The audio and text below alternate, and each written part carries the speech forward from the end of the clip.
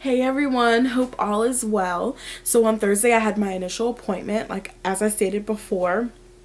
And it was overwhelming. It was a lot of information being thrown at me. None of the information was bad or anything. I'm still in it. I'm still going for it strong. Just overwhelming. It was a lot of information.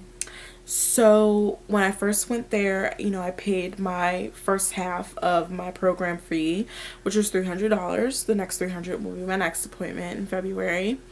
Um, and then I filled out this short little paper of demographic information. So my first and last name, insurance information, my address, just usual stuff when you go to the doctor, what you fill out.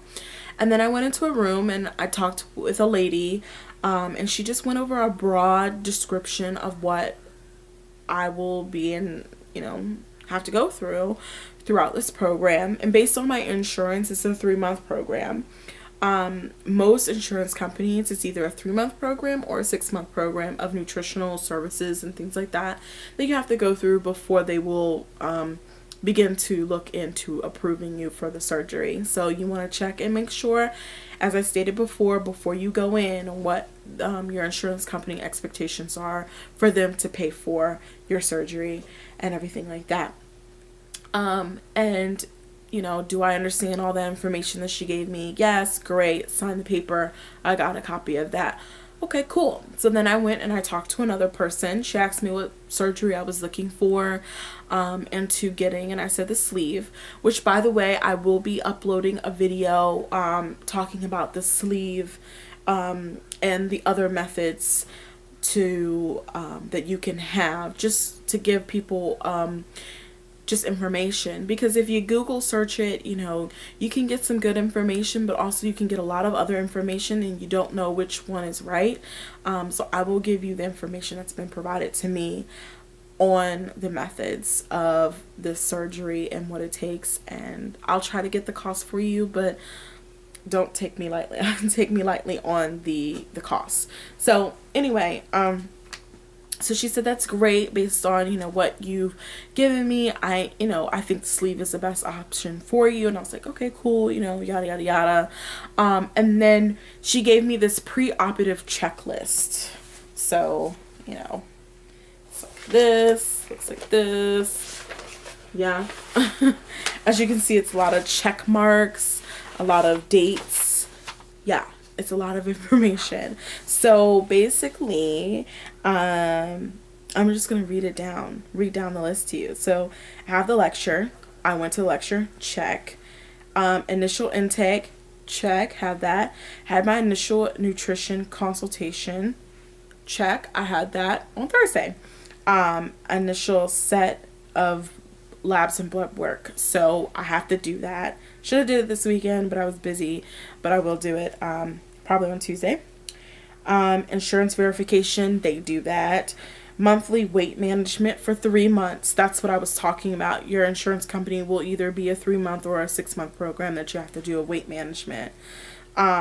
Surgical consultation with my doctor. So that will be next month.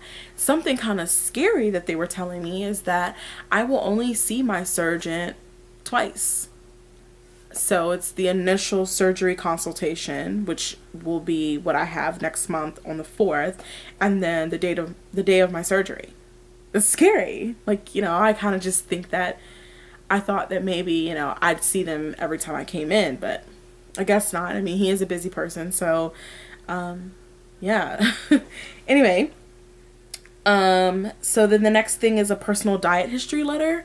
So I have to write to them, I've tried this diet and it doesn't work. I tried this diet and, it gave me these results, but I still needed more. I still needed help and that stuff, and hand that in.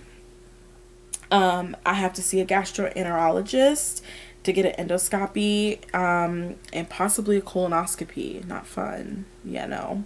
A sleep study. Yes, you have to do that. Yes, you have to go to a hospital or wherever you are, go into that little room that you see sometimes on movies and things like that, and there's people in like a controlled, glass room looking at you sleep and monitoring you. And that's basically for the sleep apnea aspect. I don't, as far as I know, I don't have sleep apnea. I mean, I snore heavily, so I probably do. But I've never been given a CPAP machine or anything of that nature. So that's basically for that. And if I do need a CPAP machine, they require me to use that 2 weeks, for 2 weeks prior to my surgery. So that should be fine. A psychological evaluation, as I stated before, that's what you're going to have to get. I need a chest x-ray, abdominal ultrasound of lower legs, blood clots and all that stuff, pulmonary function tests, an EKG, echocardiogram, stress tests. For those people that have blood clots, history of blood clots and things like that in their family, you'll need an IVC filter in place. And you'll have to go for a consultation and then have that in place before you go for your surgery. You need to, same for blood clots, you will probably need to see a hematologist and neurologist and all that stuff. I don't have those issues, so I don't have to go through that. And then you have to do another blood work, a 2-week pre-op diet. So 2 weeks before your surgery, you would do a liquid diet only. And then you have your final appointment, and then you go for your surgery. So that's my checklist. So it's a lot. It's a lot of information. And then throughout the book, it just has, the numbers to call, when to do it, what to expect, and things like that. So yeah. And then I went to a nutritionist. I talked to my nutritionist, and we just basically went over, my eating habits. So, I'm not a breakfast eater. I don't eat breakfast. I would say I don't have time to have breakfast, but it could be as easy as a night prep thing, boil some eggs or things like that, but I just don't do it. I'm not a big fan of eating breakfast. Sometimes it doesn't make me feel well. But she really did emphasize the need to have the 3 meals a day, and told me, instead of, preparing a meal, to supplement that with a protein shake. Now, I know when I just said those words, there were some people that kind of squirmed and did the thing. For those of you that don't know why I just, I said people might be squirming right now at the sound of protein shakes, is because protein shakes are most of the time thought of as nasty. They have a gritty, they have a nasty aftertaste. It's just not good. But she did give me some good brands that don't have the grittiness tasting, which mostly you'll find that in the powder proteins. There are actually or already made, pre-made shakes that all you have to do is shake it up and then drink it. So I got the French Vanilla Atkins, and it's another brand called Premier Protein, and I got that in the chocolate form. That is my favorite. The French vanilla flavor of the Atkins, not my favorite. It's no grittiness, it's just I don't like the flavor. The French vanilla, it reminds me of a big cup of milk, and I don't like milk, so that doesn't really help. But the chocolate is fine for the Premier Protein. So those are good options for those of you that are kind of just thinking like, okay, where can I get some good tasting protein for this? There you go. And then, so that was one of my goals that I have to start doing now, because after my surgery, I will need that protein to get me through the day. I'm going to feel weak at times, and that's because I'm lacking the protein that I need. So that's one of my goals. And I've been doing pretty good with that. Every morning that I get up, I have a protein shake, and I've been doing pretty good. It actually gives me a little boost, a little jolt to my day. So I'm kind of excited that did that for me. I'm a big soda drinker, and she told me to stop that. Just cut it out. Cold turkey on the soda. And I was like, oh gosh.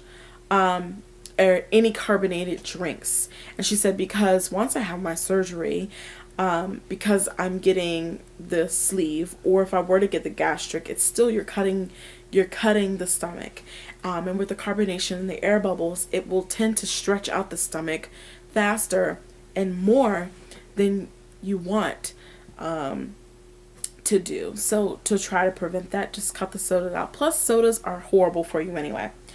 I'm a big coffee drinker too, so it's a lot of caffeine. But she did give me a wean down for that, and she gave me a good idea to switch to do a half and half caffeine, half decaf, and kind of that way I'm still getting that kick, but at the same time it's not as intense, and then kind of wean down from there. And definitely with the size, I used to get the large, now I'm down to the medium, and then I'll go down to the small, and I'll start mixing between time, so that and then exercise 30 minutes a day. Okay, that's easy. I used to do that a lot, on my other diets. I used to do that a lot, so that's no big deal. And then to track my food. For those of you that are looking to do that, to do a food diet that not a food diet, I'm sorry, to track your food, and you are coming across you gotta pay to do this and do that. No, here's what you do. If you have a smartphone, go to MyFitnessPal, and it is a great app. You can, based on, you put in your weight and your height and your name, and it gets a calorie intake. For those of you that are doing the bariatric surgery, you might want to lower down how much you weigh so that your calorie intake is lowered, because you don't want to have that fixated mind that, oh, I've got to eat to get to these calories, or I'm starving my body. It's not necessarily the case. You don't want to overeat just to get to those calorie intakes. You want to eat the proper foods and be mindful of what you're putting in your body. Besides the point. So that it's a really good app, and you can scan in the barcodes of what you're eating, and it has the total fat and the calories and the carbohydrates and the saturated fats and the sugars and all that stuff already calculated in there, and it calculates it in your journal. It's a great way to keep your journal, your food journal, and it makes you more mindful of what you're eating. So those are some good ideas that I got from them, and then that was the end. But literally my appointment's at 1:00, and we didn't get out until almost 4. So it was a lot of information being thrown at me, but that's basically the gist of what is going on. I have tons of appointments. I have one on Tuesday for a consultation with the gastroenterologist that's gonna put the scope down my throat, and it's going to make sure that I don't have any hernias or anything that might inhibit them from doing their job when they cut my stomach when I have surgery, and to confirm that the sleeve is the best option for me, because I do have GERD, or for those of you that don't know, acid reflux, and they said that the sleeve might increase the likelihood of me having more GERD and more reflux, and I don't want that. So with that one, that's just a consultation on Tuesday, but once I have the procedure, they'll be able to really give me a definite answer. So with that, and then February is just a whole bunch of appointments. I have them all stacked in my phone, and I'm gonna be a busy woman.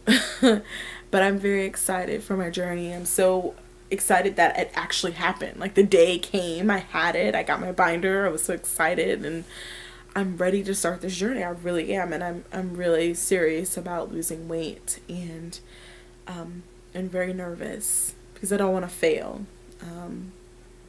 And there's always something in the back of my mind, like, what if I fail? What if I don't do it? What if I can't do it?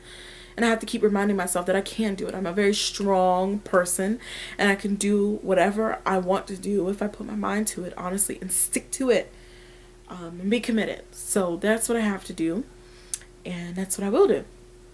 So, as always, if you know someone that's interested, if you know someone that's thinking about doing this or struggling with their weight and they need a support system, I'm here. If you have any questions, please comment in the comment boxes below or inbox me.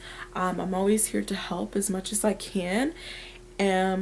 if you know anybody that is interested in getting this and they need a little information from someone that's actually doing it, or you know someone that's been through it and they need some support, send them my way. Send them to my YouTube channel, A Shrinking Empress.